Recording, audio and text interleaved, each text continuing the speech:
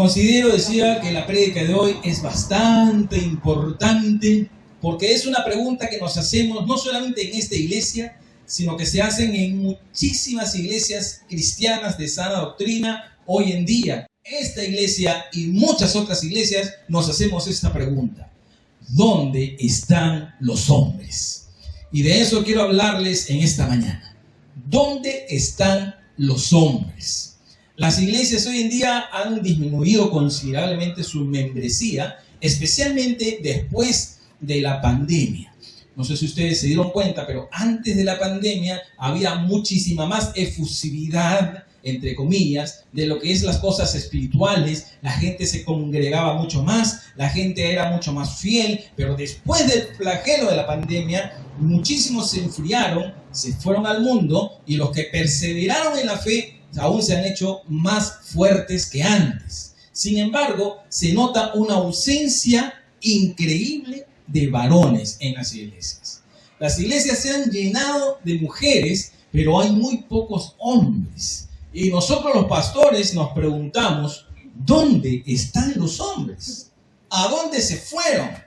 Punto aparte de los que fallecieron, ¿no? Porque en la pandemia mucha gente murió, especialmente varones. No sé si se dieron cuenta, pero la gran mayoría de las personas que murieron en la pandemia eran hombres. También mujeres, pero mayoritariamente hombres. ¿Por qué? Bueno, eso es harina de otro costal. Quizá en algún momento tocaremos por qué fueron más los hombres que murieron que las mujeres que murieron. Pero se fueron muchísimos hombres, y entre ellos se fueron también muchísimos pastores. Muchísimos pastores se fueron a raíz de la pandemia. Y uno se pregunta: ¿pero qué no dice acaso la Biblia que ninguna plaga tocará nuestra morada? Y bueno, esta pandemia no respetó ni a creyentes ni a incrédulos. Por igual, se llevó a gente de todas las edades, de todas las condiciones sociales, y no importando su género. Especialmente a varones, y especialmente a aquellos que tenían una enfermedad previa, ¿no? Como por ejemplo los diabéticos, o los que tenían algún tipo de cáncer, o los que tenían los triglicéridos demasiado elevados, o los que eran asmáticos, etc. Muchos de ellos se fueron, otros fueron resistentes a pesar de que les dio la enfermedad, y pudieron sobrevivir. Esta maldita enfermedad se llevó a muchísima gente.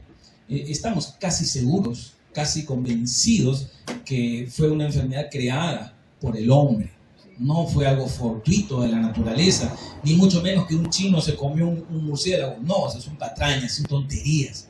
Fue una creación de parte del sistema para la disminución poblacional.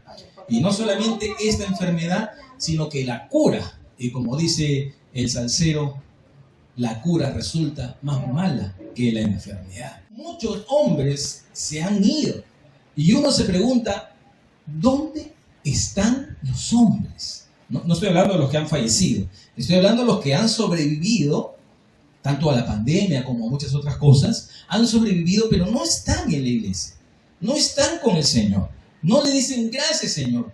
¿Dónde están esos hombres?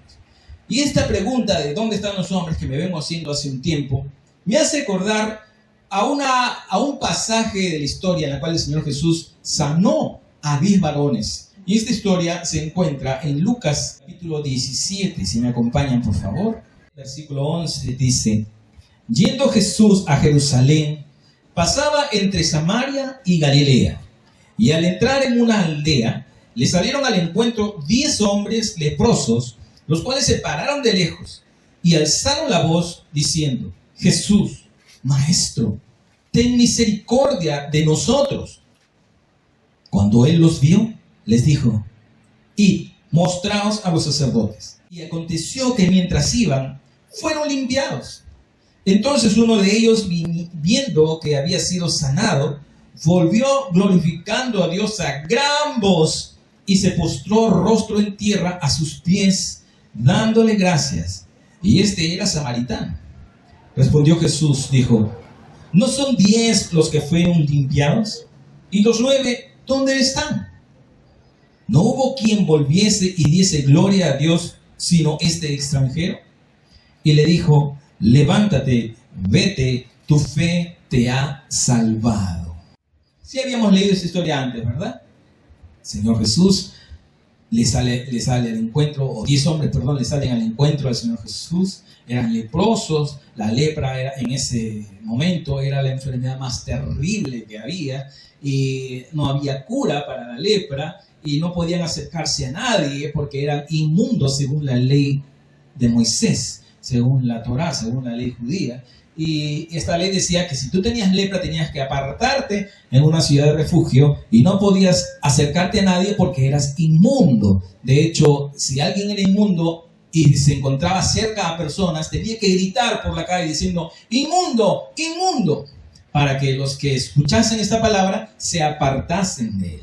Habían otras muchas inmundicias, pero esta era la más peligrosa, la más brava, la peor de todas. Esta era la peor de todas. Así que estos hombres, de lejitos nomás, le dijeron al Señor: Señor Jesús, ten misericordia de nosotros. El Señor Jesús de lejos los ve y les dijo a alta voz también, porque estaban lejos, ¿no? Vayan y preséntense al sacerdote. Estos 10 hombres obedecieron la palabra del Señor y fueron a presentarse al sacerdote. Y yo me imagino, ¿qué pensarían estos hombres mientras iban de camino? ¿Cómo vamos a presentarnos al sacerdote si estamos inmundos, si tenemos la enfermedad? O sea, una serie de pensamientos, me imagino yo, que estaban cruzando por su mente y estaban acusándolos y estaban poniendo como un pretexto delante de ellos para presentarse ante el sacerdote. Pero mientras pensaban estas cosas, milagrosamente, y un milagro es algo que solo Dios puede hacer, ojo, ningún cristiano puede hacer milagros, solo Dios puede hacer milagros, es el único que tiene el poder de hacerlo. Nosotros podemos orar por alguien para que Dios opere el milagro, pero el que lo opera es Dios. Así que Dios, que es Jesús, operó este milagro en esta ocasión, y mientras ellos iban de camino, dice la Escritura, y yo lo creo, que fueron limpiados. Ellos vieron cómo su piel fue regenerándose. No sé si fue poco a poco, si fue paulatino, si demoró unos segundos, si demoró unos minutos, o mientras iban caminando 1 hora, no lo sé, pero lo que sí sé es que fueron limpiados. Así que estos 9 hombres obviamente se llenaron de gozo, de satisfacción, de alegría, de felicidad, de ver que su enfermedad se había ido por fin.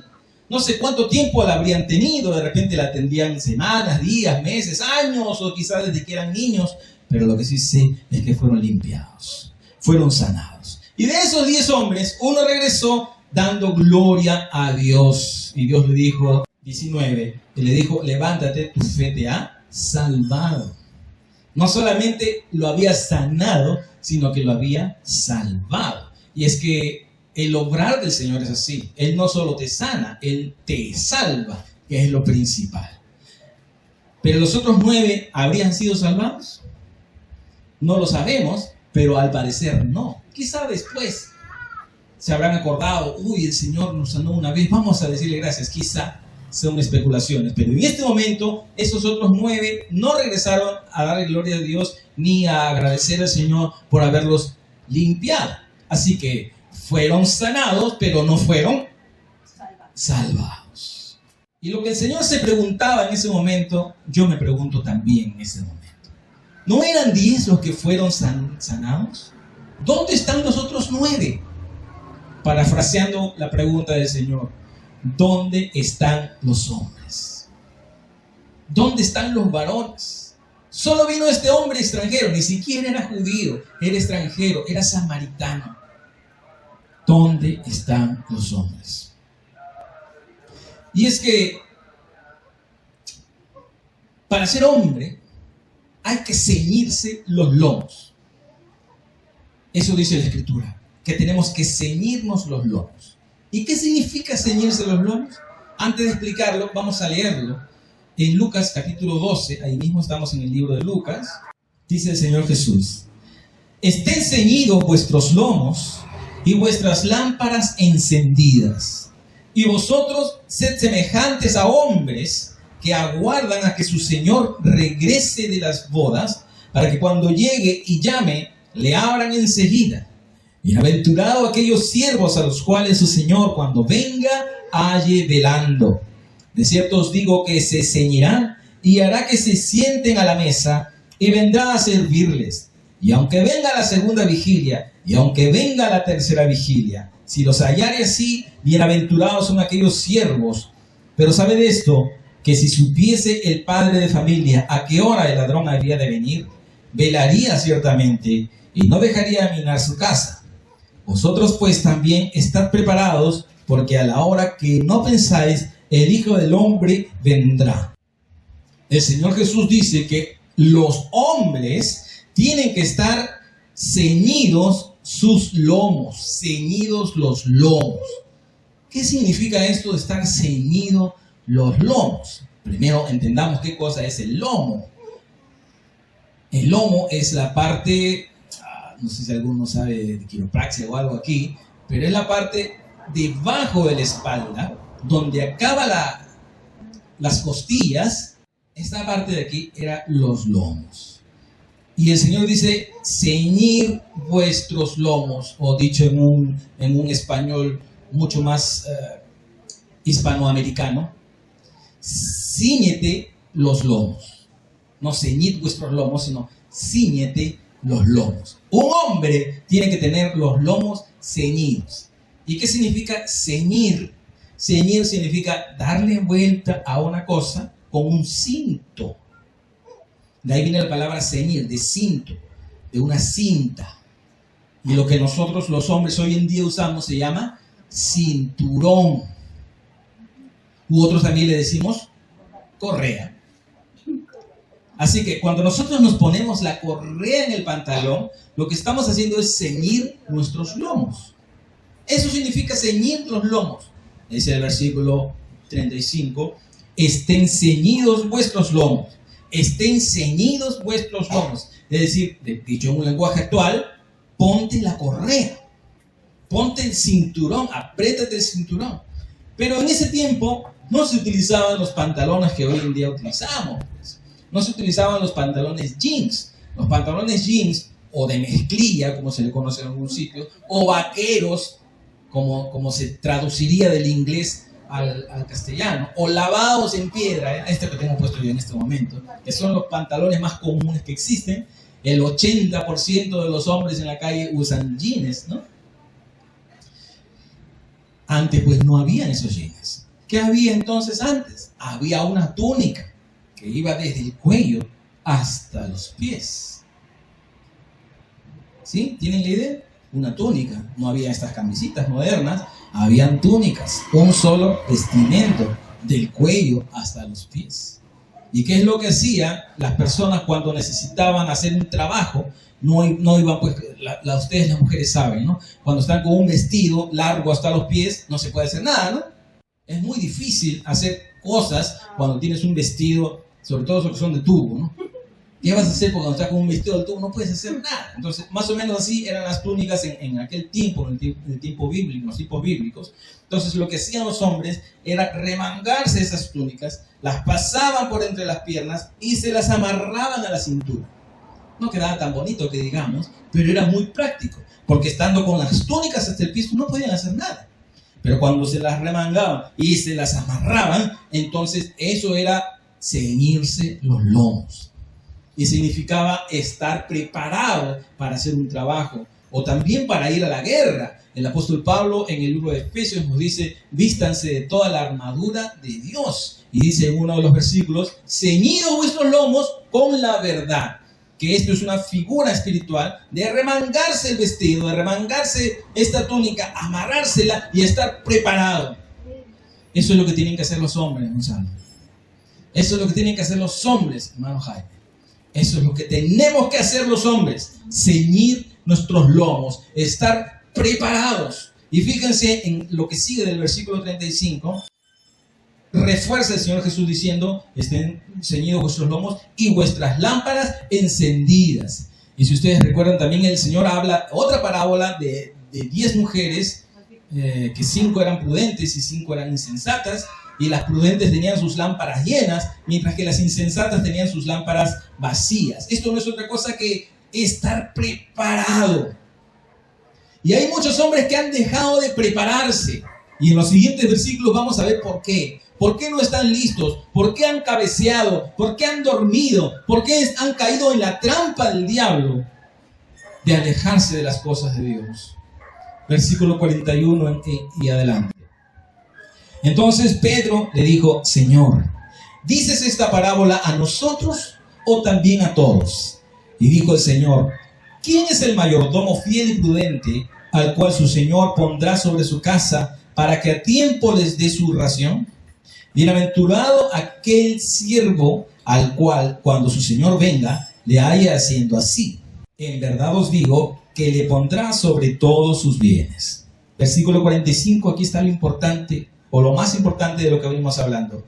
Mas si aquel siervo dijere en su corazón: mi Señor tarda en venir, y comenzare a golpear a los criados y a las criadas, y a comer y a beber y a embriagarse, vendrá el Señor de aquel siervo en día que éste no espera y a la hora que no sabe, y le castigará duramente, y le pondrá con los infieles. Aquel siervo que, conociendo la voluntad de su Señor, no se preparó ni hizo conforme a su voluntad, recibirá muchos azotes. Mas el que sin conocerla hizo cosas dignas de azotes, será azotado poco. Porque a todo aquel a quien que se haya dado mucho, mucho se le demandará, y al que mucho se le haya confiado, más se le pedirá. Entonces, estas personas dijeron en su corazón: mi Señor tarda en venir, y comenzaron a golpear a los criados y a las criadas, y comenzaron a embriagarse. Estos siervos dijeron: mi Señor tarda en venir. Y es ahí donde están los hombres. Cayeron en la trampa del enemigo y se apartaron de las cosas de Dios. Comenzaron a vivir su propia vida. Y son hombres que ya no se congregan, que ya no oran, que ya no comparten, que son cristianos de nombre nada más. Si tú le preguntas: ¿tú eres cristiano? Sí. Ah, qué bien, hermano. ¿En qué iglesia te congregas? Bueno, ahorita no me estoy congregando. Ah, ya. ¿Pero si eres cristiano? Sí, claro. Ok. ¿Y estás orando? Bueno, ahorita no estoy orando. Ah, ya. ¿Pero si eres cristiano? Sí, claro, soy cristiano. ¿Y estás leyendo la palabra? Bueno, ahorita no estoy leyendo la palabra. Ah, no estás leyendo. ¿Pero si eres cristiano? Sí, claro, soy cristiano. ¿Y estás compartiendo tu fe? No, pues, ¿cómo voy a compartir? No estoy compartiendo mi fe. Pero si eres cristiano. Dicen que son cristianos, pero no se congregan, no oran, no estudian la Biblia y no la comparten. ¿Qué cristiano es ese? No lo es. Es un cristiano nominal, de nombre. Es como cuando tu papá es de la Alianza Lima, y cuando tú eres niño te preguntan: ¿y tú de qué equipo eres? Yo de la Alianza Lima. ¿Por qué? Bueno, mi papá lo es, pero ni el fútbol te gusta, estoy hablando de mí. Es que no soy de la Alianza Lima. No, ¿por qué? No me gusta, pues no me gusta. No me puedes obligar a que me guste. Me gusta la natación, pero no me gusta el fútbol. Entonces, uno no puede ser cristiano de nombre, ni porque tu papá es cristiano o tu mamá es cristiana porque tienes esas costumbres cristianas. No. Uno es cristiano, uno es creyente, uno es discípulo porque ha ejercido fe en el Señor y lo sigue donde quiera que vaya. ¿Dónde están esos hombres? ¿Dónde están esos varones que un día eran esforzados y valientes? ¿Dónde están esos hombres que daban todo por el Señor? ¿Dónde están esos hombres cuyo pensamiento era el Señor? ¿Dónde están esos varones que toda su vida le pertenecían a Cristo? Y hoy en día brillan por su ausencia. El Señor Jesús se lo preguntaba y yo me sigo preguntando en esta hora: ¿dónde están los hombres? Si vamos un ratito nada más a Apocalipsis, el capítulo 15, comenzando en el versículo 5, dice: después de estas cosas miré, y he aquí fue abierto en el cielo el templo del tabernáculo del testimonio, y del templo salieron los 7 ángeles que tenían las 7 plagas, vestidos ¿de qué? ¿Vestidos de qué? De lino limpio y resplandeciente, y ceñidos alrededor del pecho con cintos de oro. Los ángeles celestiales tenían alrededor del pecho un cinto de oro. Estaban ceñidos. Y esto es figura de que los hombres también tenemos que tener alrededor de nuestro pecho un cinto de oro, el cinto de la verdad, el cinto de la fidelidad, el cinto que me identifica que yo estoy con el Señor. ¿Se imaginan que uno de estos 7 ángeles salió apurado del templo celestial y se olvidó ponerse el cinto? ¿Cómo se le reconocería que es uno de los 7? Los otros 6 tienen un cinto de oro, pero él no. Él salió así nomás apurado, salió de la ducha. Uy, tengo que salir para representar a mi Señor. Sale y se olvida de ponerse el cinto. Así también hay muchos creyentes, entre comillas, hoy en día, que son creyentes, entre comillas, pero no están ceñidos sus lomos. ¿Dónde están sus hombres? ¿Dónde están? Vamos a ver otro versículo en Génesis 35.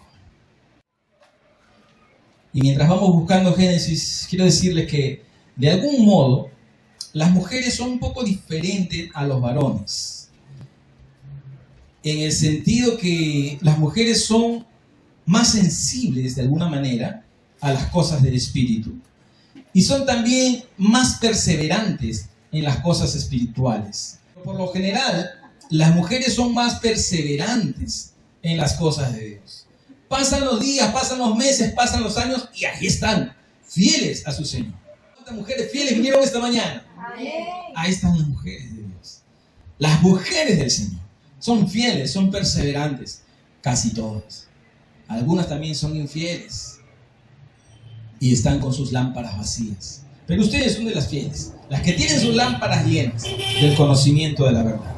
En Génesis capítulo 35, comenzando en el versículo 9 hasta el 11, dice: apareció otra vez Dios a Jacob cuando había vuelto de Padán Aram y le bendijo. Y le dijo Dios: tu nombre es Jacob, no se llamará más tu nombre Jacob, sino Israel será tu nombre. Y llamó su nombre Israel. También le dijo Dios: yo soy el Dios omnipotente, crece y multiplícate. Una nación y conjunto de naciones procederán de ti, y reyes saldrán de tus lomos. Esta es una palabra profética que Dios le da a Jacob, a quien le cambia por nombre Israel. Y entre otras cosas le dice: reyes saldrán de tus lomos. Y es que los lomos representan también la parte reproductiva del hombre. De tus lomos saldrán reyes, quiere decir que tú serás padre de multitud de gente. Lo mismo que le dijo a Abraham: tú serás padre de multitudes, le dice en esta ocasión a Jacob, a quien le pone el nombre Israel: de tus lomos saldrán reyes. Y es que esa es la tarea de los hombres. La tarea de los hombres es traer reyes para el reino. ¿No dice la Escritura que Dios nos ha hecho para Él reyes y sacerdotes y reinaremos sobre la tierra? Así dice la Escritura, ¿verdad? Los hombres son los que tenemos que traer a esos reyes de vuelta al reino. ¿Para qué hemos venido a esta realidad? Hemos venido para ser probados, para ser redimidos. Pero hay gente que no está pasando la prueba. Hay multitud de hombres que están afuera y no pasarán la prueba, no la pasarán. ¿Quién les dirá a esos hombres: venid, benditos del Señor, regresen a Dios, regresen al Rey, regresen a casa? ¿Quién les dirá eso? Le dirán los hombres, porque de los lomos de los hombres saldrán reyes. También las mujeres predican el Evangelio, obviamente, pero este llamado en esta hora es para los hombres que no están aquí. No están aquí los hombres, solo están las damas. Una iglesia llena de mujeres es una iglesia hermosa. Una iglesia llena de jóvenes es una iglesia llena de vida. Pero una iglesia llena de varones es una iglesia fuerte. Así que, ¿qué somos nosotros? ¿Somos una iglesia hermosa? ¿Somos una iglesia llena de vida? ¿O somos una iglesia fuerte? Somos una iglesia hermosa, porque la gran mayoría de nuestros miembros son ustedes, las féminas hermosas. Pero nos falta vida, porque no tenemos jóvenes. Y sobre todo, nos falta fuerza, porque no tenemos varones. Y es que los varones son aquellos que trabajan, son los que ponen la fuerza, los que ponen el hombro, los que pueden cargar tablones gigantes en sus hombros. Aquellos que pueden ir a la calle y traer un sueldo para su esposa y para sus hijos digno, y que pueden solventar una obra también en una iglesia, para que el pastor y los maestros puedan dedicarse a las cosas del Señor, pero que mientras tanto no pueden hacerlo porque todo el día tienen que estar ellos trabajando, proveyendo para los suyos, y cuando viene el fin de semana no hay la palabra rica, poderosa que debiera haber, porque no hubo el tiempo para prepararla. ¿Por qué? Porque hubo ausencia de hombres. ¿Dónde están los hombres? Quizá tú estás viendo esta prédica por YouTube. ¿Dónde estás tú en este momento? Quizá alguien te grabó un audio y te lo está enviando a tu WhatsApp. ¿Dónde estás tú, varón? ¿Dónde están los hombres? ¿Dónde están? Aquí están las féminas, aquí están las damas. Y tú estás jugando pelota. Estás jugando partido. Estás perdiendo el tiempo en Netflix. Estás perdiendo el tiempo aún en estúpidos juegos de computadora o de celular. ¿Dónde están los hombres? Cuando los hombres se van, ¿qué deben hacer las mujeres? ¿Qué deben hacer las damas? Pues en primer lugar, ¿qué deben hacer las mujeres en cuanto a sus esposos? Hay mujeres que tienen esposos y que estos esposos no están con el Señor. No están aquí, pues. Eso es lo que estamos viendo, que no están los hombres. Lo primero que tenemos que entender, damas amadas, es que tu esposo es tu pastor. Eso tienes que entender. Tu esposo es tu pastor. Pero alguien podría decir, pero mi pastor, como usted lo dice, me ha abandonado, no está conmigo, se ha ido con otra. ¿Qué debo hacer en ese caso? No está mi esposo conmigo. No solo no está con el Señor, tampoco está conmigo. O alguien podría decir, pues yo nunca me casé y quien era lo más cercano a un esposo es el papá de mis hijos. Pero ese papá de mis hijos tampoco está conmigo. Está en otra parte, está en otro lugar. ¿Qué debo hacer? O alguna de ustedes podrá decir, yo sí tengo un esposo y sí vivo con él, pero no es creyente. Mi esposo nunca le ha entregado su vida a Cristo y no quiere saber nada de las cosas de Dios. ¿Qué debo hacer? En primer lugar, lo que la mujer debe hacer es orar por su pastor. Y cuando digo su pastor, entiéndase, su esposo. La mujer debe orar por su pastor. Y se me ocurre hasta una cuarta cosa. Aquellas que dicen, pues yo no tengo ni esposo, ni nunca he tenido, ni siquiera soy mamá. No tengo nada. ¿Qué debe hacerse en ese caso? ¿Qué debe hacer esta fémina, esta mujer en este caso, y la que no tiene nadie? Vamos a verlo. Debes orar por tu pastor. Segunda de Tesalonicenses, capítulo 3. Por lo demás, hermanos, orad por nosotros, para que la palabra del Señor corra y sea glorificada, así como lo fue entre vosotros, y para que seamos librados de los hombres perversos y malos, porque no es de todos la fe. Pero fiel es el Señor, que os afirmará y guardará del mal. Eso es lo que un esposo requiere de su esposa. Dice, orad por nosotros. Claro que el apóstol Pablo no está diciendo a su esposa que ore por él. Lo estoy tomando como todos los hombres, todos los varones necesitan una esposa que ore por él. Y si tu esposo está lejos de Dios, si tu esposo está apartado de Dios y hasta de ti misma, entonces es tiempo de orar. Es tiempo de clamar. Y es tiempo de reclamarlo para las cosas de Dios. Es tiempo de que se vuelva a Dios. ¿Quién orará por él? ¿Quién orará por el papá de tu hija, de tu hijo, de tus hijos? ¿Quién orará por él? ¿Quién lo bendecirá? ¿Quién clamará? Escribiremos en un papelito, pastor, por favor, ore por el papá de mis hijos el día miércoles. No, tienes que hacerlo tú. Y tienes que hacerlo de tal manera que lo reclames para la gloria de Dios. Con todo ruego, con todo sudor y lágrimas. Señor, ten misericordia de mi esposo. Atráelo a tus pies, te lo ruego, te lo suplico. Con toda súplica en el Espíritu. Tiene que volver. ¿Dónde están los hombres? Los hombres están apartados. Tienes que traerlo tú. Tienes que traerlo tú. En primer lugar, con tus oraciones, con tus ruegos. En segundo lugar, tienes que honrar a tu pastor. Fíjate lo que dice Efesios, capítulo 5, versículo 21. Someteos unos a otros en el temor de Dios. Las casadas estén sujetas a sus propios maridos como al Señor, porque el marido es cabeza de la mujer, así como Cristo es cabeza de la iglesia, la cual es su cuerpo, y Él es su Salvador. Así que como la iglesia está sujeta a Cristo, así también las casadas lo estén a sus maridos en todo. ¿Qué tengo que hacer yo como esposa? ¿Qué tengo que hacer yo que soy una persona que tiene un esposo? Tengo que estar sujeta a él. Tengo que honrarlo de tal manera que, como vamos a ver más adelante, creo que es el apóstol Pedro quien dice esto, que el mundo vea que tú tienes un respeto tal a él, que por tu conducta el mundo sea ganado también para Cristo. Eso es lo que tiene que hacer una mujer, sujetarse al esposo. Y aquí es lo difícil, hermanos. ¿Saben por qué es difícil?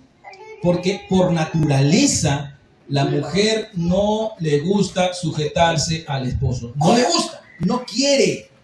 La naturaleza de la mujer es rebelarse, es serle fiel a Dios, pero es rebelarse contra su esposo y quiere poner sus propias reglas y quiere poner sus propios métodos y quiere levantar la voz y quiere hacer las cosas a su manera. Pero la Escritura dice, sujétate a tu esposo y así tienes que atraerlo.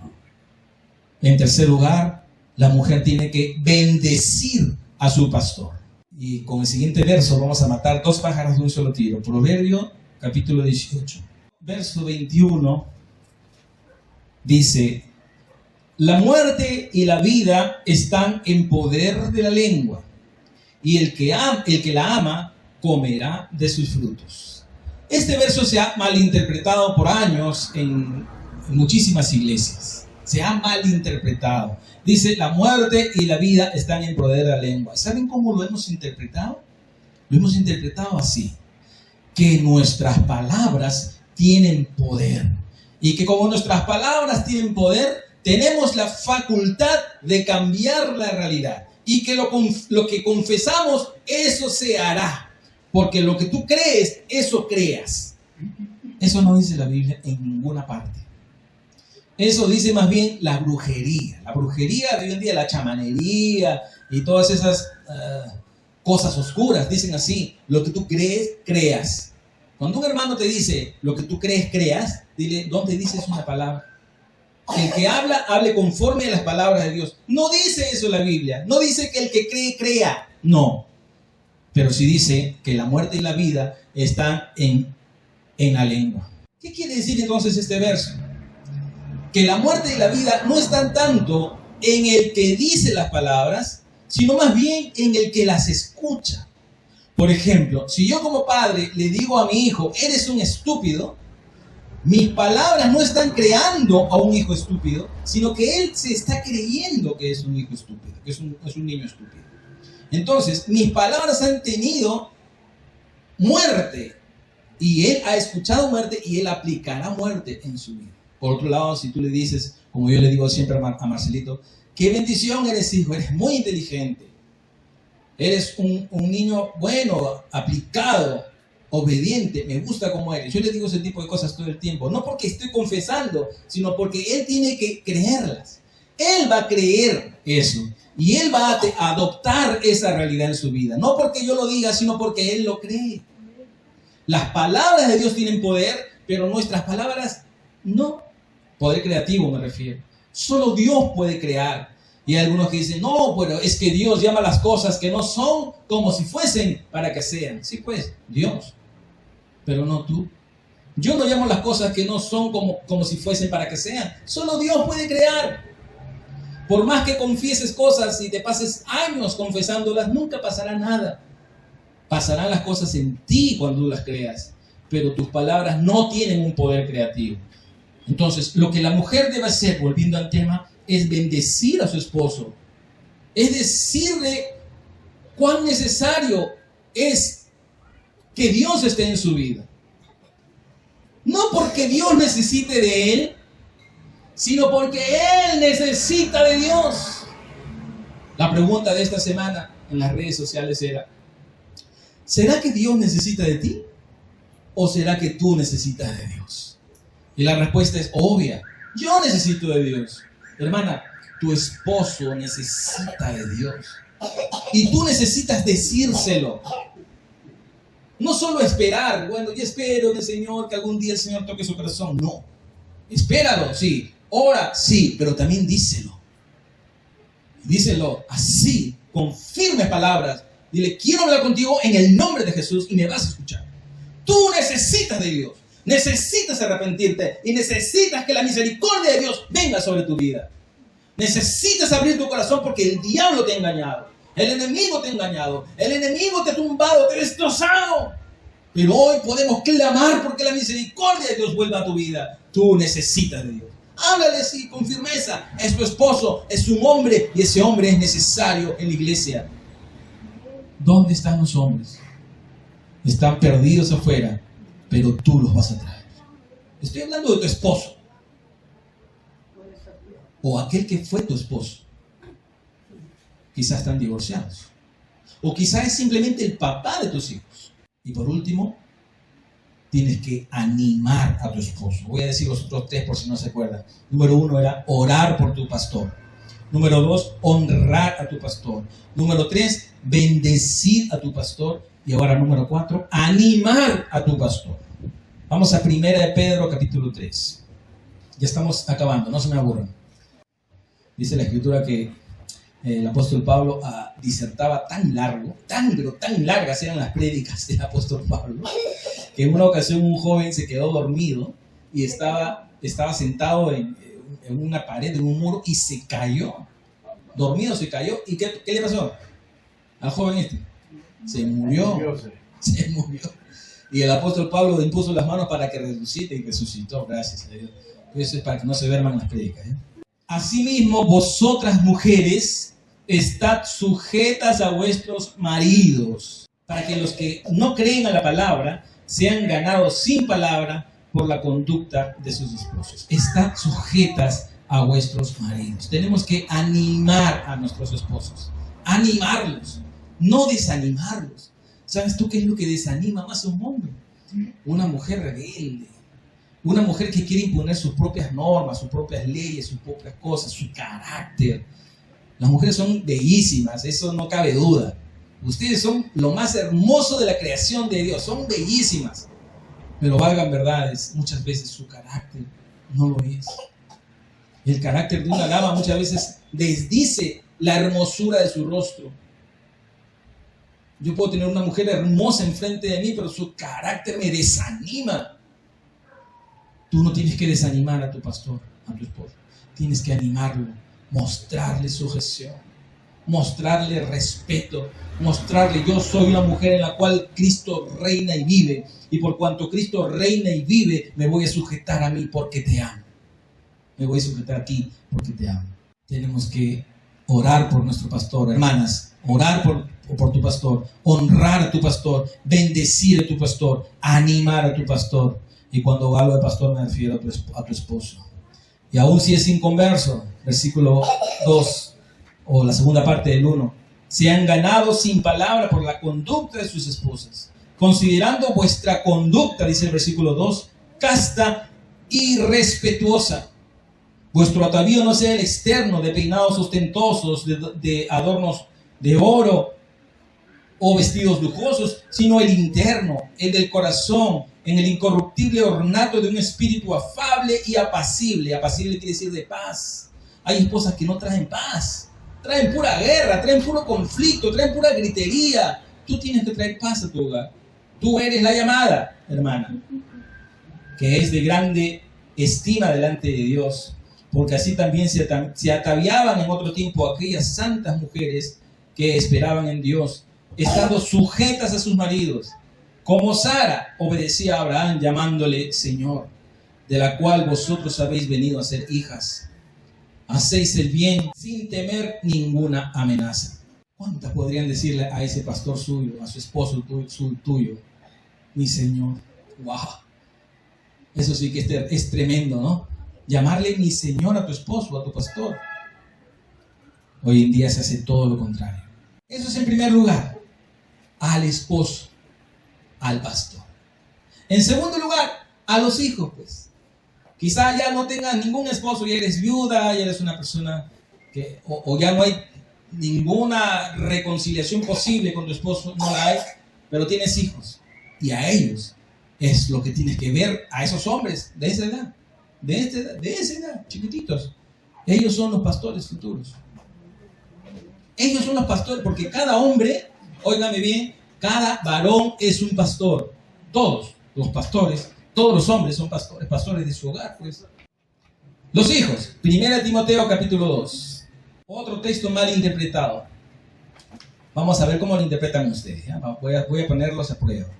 Dice el apóstol: la mujer aprenda en silencio con toda sujeción, porque no permito a la mujer enseñar ni ejercer dominio sobre el hombre, sino estar en silencio. Porque Adán fue formado primero, después Eva. Y Adán no fue engañado, sino que la mujer, siendo engañada, incurrió en transgresión.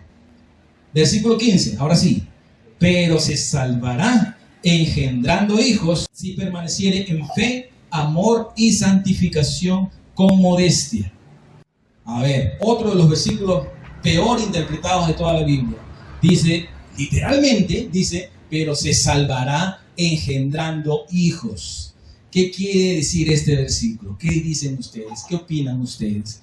¿Que engendrar hijos le trae salvación a una mujer? La hermenéutica nos dice que cuando tú leas un texto bíblico que contradice a otro, quien está mal no es el texto bíblico, sino más bien el que está mal es el intérprete, porque en la escritura no hay contradicción alguna. Uno de los principios teológicos es la inerrancia de las escrituras. Digan conmigo, inerrancia. ¿Qué significa inerrancia? Que no se puede equivocar, que no puede haber error. No existe error alguno en la Biblia. Y en esto muchos fallan. Porque los que nos metemos a estudiar la Biblia sí encontramos errores, pues. Encontramos errores. Entonces decimos, si esto es un error, ¿qué me garantiza que todo lo demás no esté errado? No, no seas carnal, como yo fui carnal un día. No quiere decir que encontraste un error. Lo que quiere decir es que no sabes entender lo que el texto dice. Ya estamos terminando, niños, no se aburran, por favor. Tienes que entender lo que el texto dice. Entonces, este texto dice que la mujer se salvará engendrando ¿qué? Engendrando hijos. Por otro lado, sí, se salvará. Por otro lado, la escritura nos enseña que la única manera de obtener salvación es por el sacrificio de Cristo. Entonces, si la única manera de obtener salvación es por el sacrificio de Cristo, o está mal este texto, o está mal mi entendimiento del texto. ¿Quién cree que sea el caso? ¿Estará mal el texto o lo estamos entendiendo mal? Lo estamos entendiendo mal. Cuando el apóstol dice, se salvará criando hijos, no está hablando de la salvación de la mamá, sino está hablando de la salvación del hijo. Es decir, que la salvación vendrá por ti, mamá. Es un poco oscuro de entender, ¿no? Pero es la idea y la intención, porque no puede haber salvación sin Cristo. Tener hijos no te da salvación. De otra manera, las mujeres que son estériles no podrían ser salvas. O las que son super mamás, que tienen 11, 12 hijos, serían recontra salvas. No, no tiene nada que ver engendrar hijos con la salvación. No tiene nada que ver. Lo que sí tiene que ver es que tus hijos serán salvados por ti, mamá. ¿Cuántas mamás vinieron esta mañana? Las mamás. ¿Sabes cuál es tu responsabilidad? Criar a ese pastor futuro. Si es hombre. Y si es mujer, a esa esposa de pastor. No tienes más opciones. Solo tienes dos opciones. O tienes un futuro pastor, o tienes una futura esposa de pastor. Nada más. Entonces, ¿se entendió eso de lo de mamá? ¿Quién es la responsable de la salvación de tus hijos? Tú. Antes yo no lo aceptaba mucho, pero ahora estoy convencido que la mamá tiene que llamar a sus hijos para orar. Vamos a orar. No, mamá, qué aburrido, no quiero. Vamos a orar. Así no quiera, así le parezca aburrido, así le parezca absurdo, tu hijo tiene que aprender a orar, la mamá. Esa es su tarea, ese es su legado. La mujer se salvará engendrando hijos, salvará a sus hijos por enseñarle la palabra de Dios. Esa es tu tarea. ¿Dónde están los hombres perdidos? Esos hombres perdidos no tuvieron una mamá que nos instruya firmemente.